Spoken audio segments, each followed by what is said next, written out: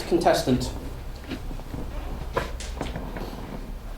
Alan Donegan, with a speech entitled Rooftop Encounter with a Right Ruffian. With a speech entitled Rooftop Encounter with a Right Ruffian. Please help me welcome Alan Donegan.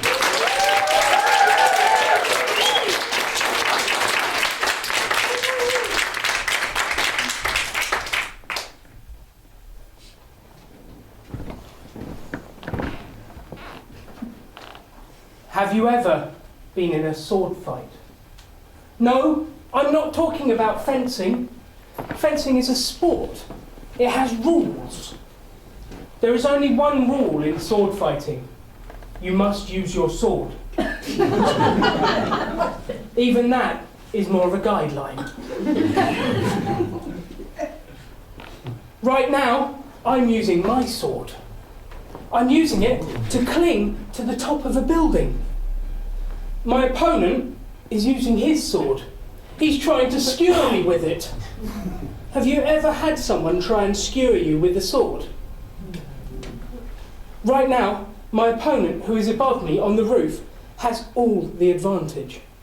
And I am looking round to try and find my own, as my feet flap uselessly beneath me, as I hang on the edge of St Mary's Church in Guildford.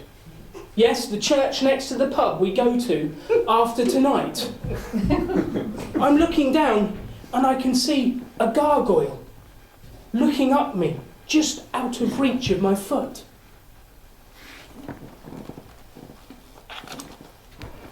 Mr. Contest Chair, fellow Toastmasters, and all of you that have been involved in a real sword fight. You're probably wondering how I ended up on that roof. Well, it's quite simple, really. That very morning, I had decided I needed some exercise. Nothing too strenuous. I'd go for a 20-mile run. From A to B, in a straight line. If there were buildings in the way, no problem. I'll climb them.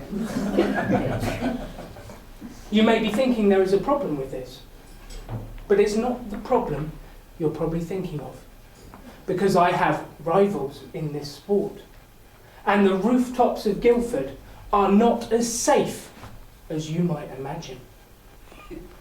So I set off, with my cloak in the colours of my club, blue and gold, for Guildford Speakers Club.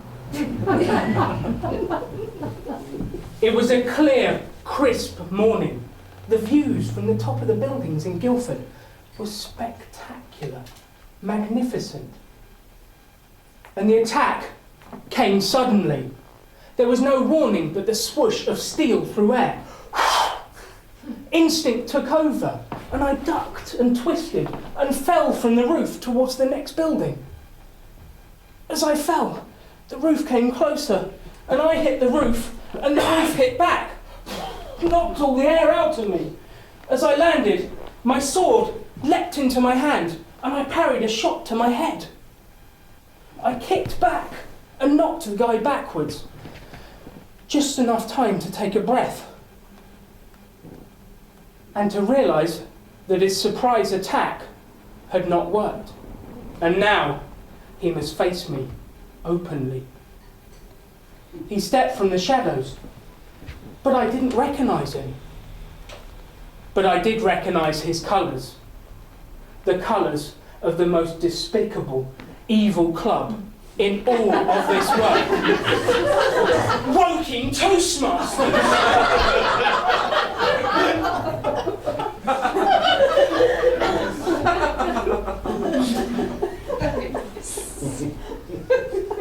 I smiled at the prospect of a sword fight with Woking Toastmasters. He saw my grin, obviously took it as confidence, and he ran. He ran up Guildford High Street. And I made a mistake. I followed.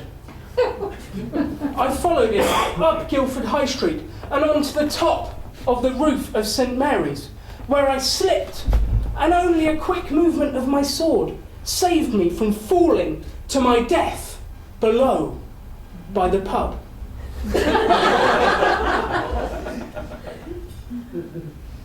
So there I am, hanging from the edge of the church, looking to a gargoyle for help.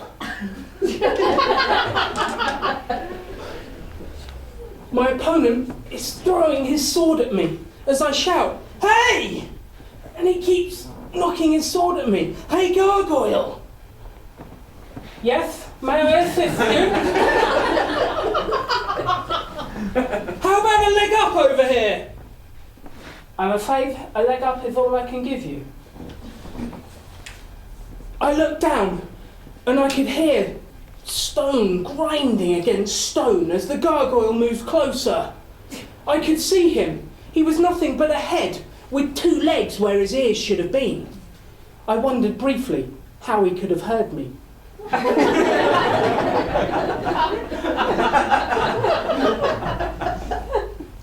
He kicked out with his foot and sent me somersaulting over my opponent up onto the roof. The advantage was now all mine.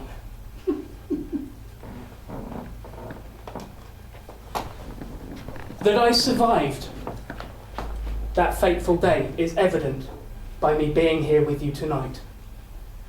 It is also evident by the peace that Toastmasters enjoy. But this peace cannot last. So I call you, fellow Toastmasters, to arms. We must fight for what is ours. We must take on these woking Toastmasters in the Tall Tales contest. Stand with me and remember, the gargoyles are with us.